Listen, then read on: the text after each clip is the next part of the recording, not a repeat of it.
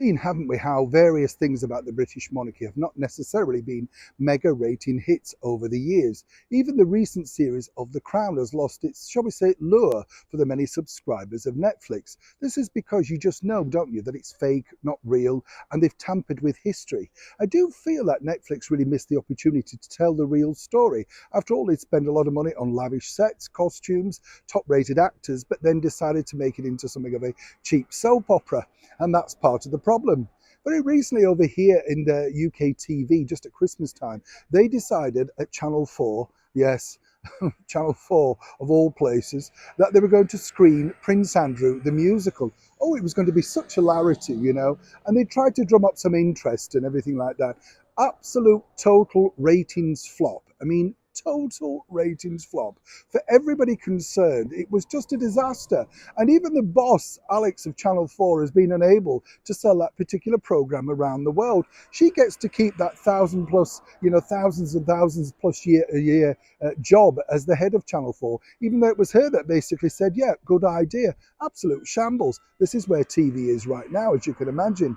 But what's fascinating now is it's our good old friends over at Netflix once again that have bought up this particular book, Scoop by Sam McAllister. She was the producer on the now infamous Prince Andrew interview for Newsnight, and they've already signed up the X-Files people, Gillian Anderson, who made a really misguided attempt at trying to portray Margaret Thatcher in The Crown.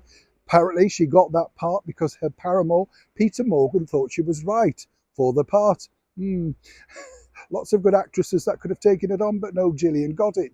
Now, here's the bigger problem, of course, because lots of people are coming out once again to Prince Harry to say, look, you are signed to a company that is continually trashing your own family. You've done it yourself on the channel. But at what point are you going to say enough is enough?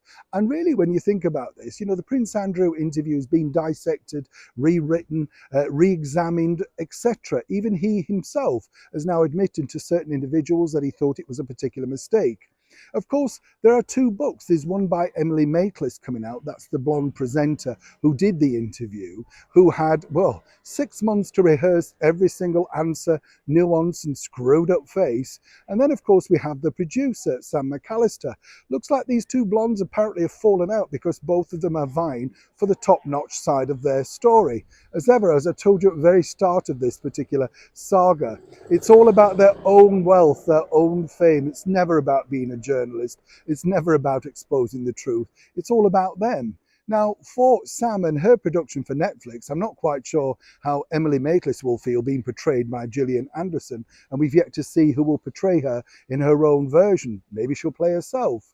But really, when you think about it, Netflix have not learned, have they, that if you look at the recent, as I say, musical about Prince Andrew on Channel 4, they made a huge loss.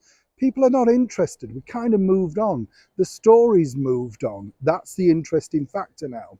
But again, everybody looks back to Prince Harry and really how protective or non-protective of his uncle is he now being. He signed the deal, he's now trapped, and they can play with him whichever way they want. And seemingly, Harry is now drifting alone in the world of Netflix dollars.